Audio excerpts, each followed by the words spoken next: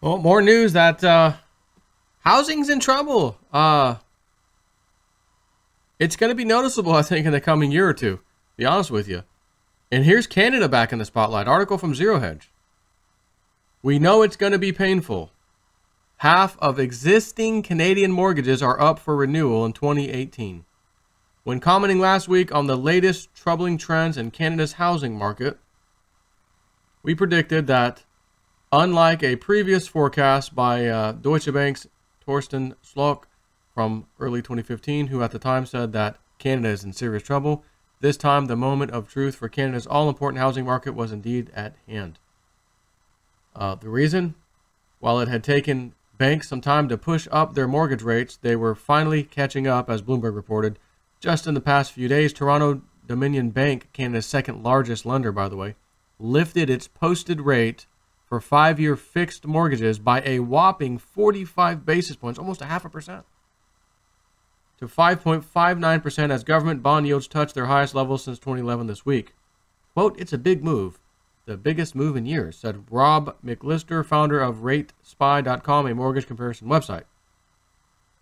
As regular readers are well aware, rising rates in Canada has often been cited as the catalyst that could and would burst the country's housing bubble because Canadian households, unlike American ones, never managed to deliver. And there's a little chart here you probably might want to look at. Canadian household debt well above U.S. peak. Canadian line is blue, and this other whatever color that is, darker color, reddish color is U.S. Household debt well above U.S. peak, and see, we had our problem in 2008 and 9, foreclosures, bankruptcy, kind of sort of handled business a little bit. Canada, on the other hand, never saw such a thing. How do you think this is going to end? Household debt as a percent of disposable income. Canada is like 160% debt to disposable income ratio. This isn't even kind of going to end well. Unless some of those people up there are in cryptos and they make out like a bandit. And even modest increases in rates would have adversely cascading effects. And while Toronto Dominion was not alone in raising key borrowing rates last week, it was joined by all of Canada's biggest banks. Just as the busy season for residential real estate gets underway, a more troubling development is taking place in the mortgage market, which, according to Bloomberg, is set for a particularly heavy year of renewals in an environment where debt servicing costs are already soaring at the fastest pace in a decade. What happens next is anyone's guess, but the answer is critical as it will determine the severity of the recession that is now virtually assured to hit Canada. The economy has never been as levered as it currently is, and the economy is far more interest sensitive than it has been in the past, to a degree that we don't have certainty over how each interest rate hike is going to affect Canadian consumers. Francis Donald, senior economist at Manulife Asset Management, said by phone from Toronto, "All we know is it's going to be painful, but how painful isn't quite clear." That's probably not something you kind of want to hear on the other end. Like, you're on the other end of that phone call. You probably don't want to hear anything you're asking someone else about, and then they say, all I know is it's going to be painful. How painful is not quite clear.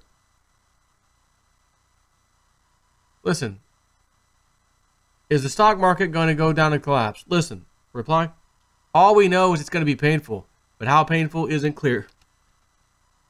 Ooh, just caught that sneeze in the nick of time. I would have blown your freaking eardrums out. I'm not freaking putting you on, Charlie.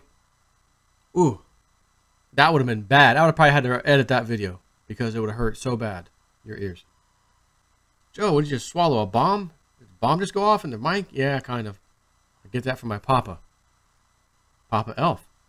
And yet the banks appear to have capitulated last week when one after another they all hiked key mortgage rates in rapid succession, akin to the infamous selling scene in the movie Margin Call. The bank knew it would launch a financial crisis by being the first to sell, as it would force the world to finally admit the emperor was naked. Now it's Canada's turn. Or as I like to say sometimes, Canadian. And here's why Canada will no longer be able to avoid the troubling reality of the rising rates. The country is entering a period in which no less than 47% of existing mortgages need to be refinanced this year versus 25% to 35% typically. Half of the mortgages in Canada need, not are they going to, need, they must be refinanced this year. According to Ian Pollock, head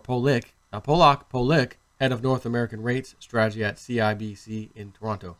Worse, the refis will take place smack in the biggest mortgage interest rate increase in over a decade, just as the country's biggest banks are raising key mortgage rates. To be sure, as we reported last week, Toronto Dominion kicked it off Thursday, hoisting its 5-year fixed rate mortgage at 45 basis points to 5.59%. Royal Bank followed with its own hikes on Friday. Even worse, new mortgage stress tests are pushing some borrowers from the big banks to alternative lenders who are charging higher rates.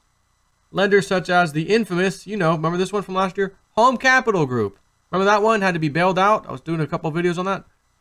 Which only survived a furious bank run thanks to a last-minute bailout by none other than Warren Buffett. Quote, that's an unfortunate outcome of the stress test. Will Dunning, an economic consultant who specializes in the housing market, said by phone from Toronto. In that sense, the stress test is not reducing risk, it's increasing risk. No matter how or who they refinance with, the pain for Canadian homeowners appears unavoidable. According to Statistics Canada, total payments on debt made by Canadian households rose 6.7% in the fourth quarter from a year earlier, and the interest paid component climbed 9.2%. Those were the biggest gains since the financial crisis, by the way. A moving average of quarter-over-quarter changes shows a similar pattern with the 1.62% interest rate in the latest report, the fastest since 2008. Meanwhile, as shown in the top chart, which you don't need to see, debt payments now represent about 14% of household disposable income, the highest share in 3 years. As long as rates keep rising, debt service ratios will continue moving higher as well as over the coming quarters until a tipping point is reached and there is a wholesale interest payment revulsion. The world spends a lot of time talking about the level of debt, Canadian debt, being extremely elevated, but what matters most is not the level of debt that Canadians hold, but the cost of carrying that debt. Frances Donald said. She's right, and the problem is that the cost of carrying that debt is now spiking. Canadians are going to start to feel the pinch, Donald added ominously. To be sure, as we reported 3 weeks ago, the cracks are already appearing.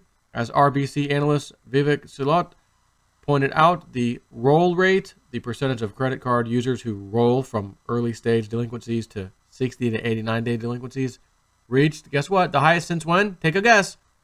2008. For one credit card program, while delinquencies for another were above the 10-year average. And while the level of mortgage arrears is still low by historical standards, a rising debt service ratio could signal that's about to change. The big question, of course, is what happens if and when the economy, which has never been more levered, falls into an all-out recession. Perversely, Canada's economy led the G7 in growth last year, mostly because of the willingness of the country's consumers to spend money, much of it on even more cheap credit, of course. But growth is expected to slow this year. GDP shrank unexpectedly in January. Unexpectedly. When's the last time I had to come out here and use that term with you guys? Remember that? Remember the days of JSNIP 4? Oh, the Dow Jones unexpectedly fell 300 points today. Oh, such and such funny, unexpectedly. Remember those days? I haven't had to do it in a long time. I actually forgot about it till I saw that word just now. And it triggered it. Oh, yeah, I remember those days. I guess those days are back now. Isn't that amazing?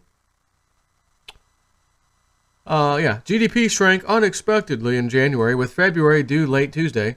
Another disappointment, and that may be it for the BOC's tightening cycle, Bank of Canada.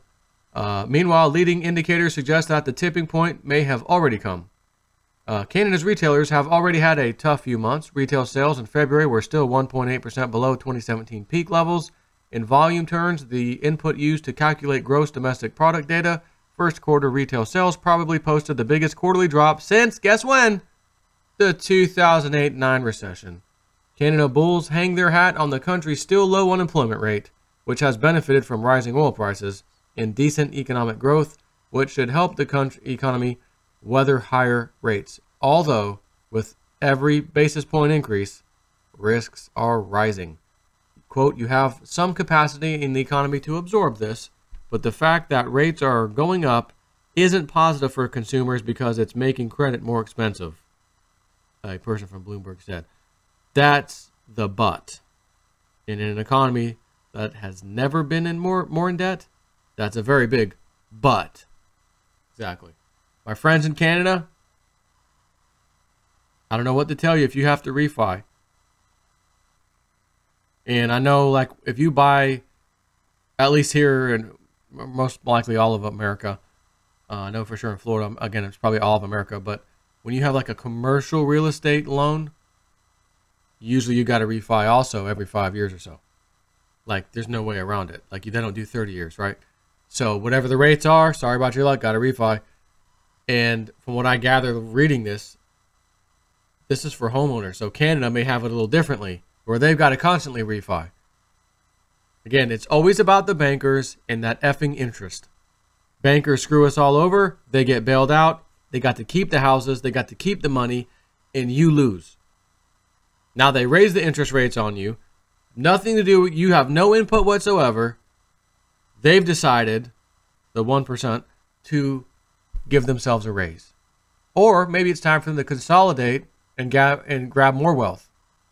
Because as you fall for bankruptcy, foreclosure, right?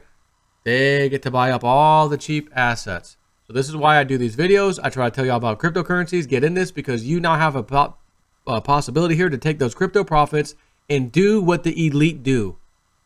That way you don't have to be a slave with the rest of the people who don't want to hear you. They don't want to talk to you. You're the conspiracy guy. You're the, oh, we don't want to talk about. And later on, they might want to talk to you.